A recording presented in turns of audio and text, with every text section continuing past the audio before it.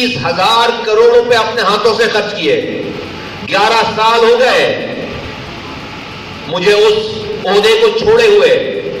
مصطفیٰ کا وجود ہے، لیکن میرا دشمن بھی مجھ پر اس 30,000 کروڑ میں سے 1 روپے بھی چوری کرنے حرام کمانے کا الزام نہیں لگا سکتا. لگائے گا تو ثابت نہیں کر سکتا.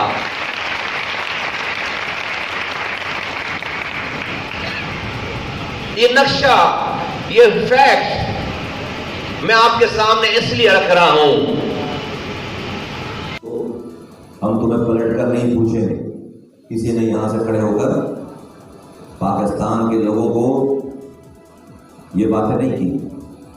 سب کہتے ہیں، کہتے چلے آ رہے ہیں کہ ہمارا ساتھ دو، ہم آسمان سے تارے توڑ کر لا کر دیں گے تمہیں. اگر پچھلے 75 سالوں میں کی ہوئی تمام باتیں، لیڈروں کی، حکمرانوں کی تمام باتوں میں سے اگر 5% بھی سچ ہوتی تو آج ہمارے گلی محلوں کے یہ حالات نہیں ہوتے. آج ہمارے شہروں کے یہ حالات نہیں ہوتے. آج ہمارے صوبے اور ملک کے یہ حالات نہیں ہوتے. اگر ہمارے لیڈروں کی، ہمارے سیاستدانوں کی ہوئی 5% بات بھی اگر سچ ہوتی، صحیح ہوتی، تو میرے نوجوانوں، آج کے دور میں اس شعبے سے تعلق رکھ کر اپنی کریڈیبلٹی، اپنی ایمانداری، اپنی سچائی کو ثابت کرنا بہت مشکل اور ناممکنات میں سے ہے. محترم صدر پاک زمین پارٹی جناب علی اسلام خانی صاحب، سینئر وائس پریزیڈنٹ بلوچستان سے تعلق رکھنے والے ہمارے مرکزی رہنما جناب عطا اللہ اکبر صاحب جو ہمارے ساتھ اسٹیج پہ ہیں، یہاں پر موجود پاک زمین پارٹی اسٹوڈنٹ فیڈریشن کے صدر جناب انجینئر عثمان صاحب،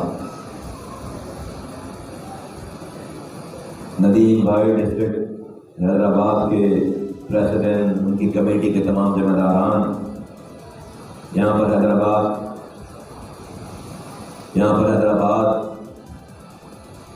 یوتھ کے تمام ذمہ داروں،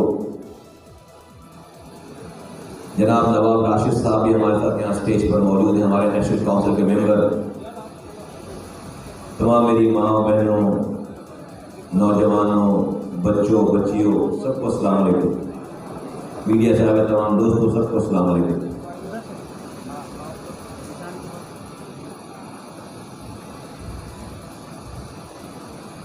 سیاست اور سیاستدان اس ملک میں بدنام ہے، اور صحیح بدنام ہے اپنی حرکتوں کی وجہ سے.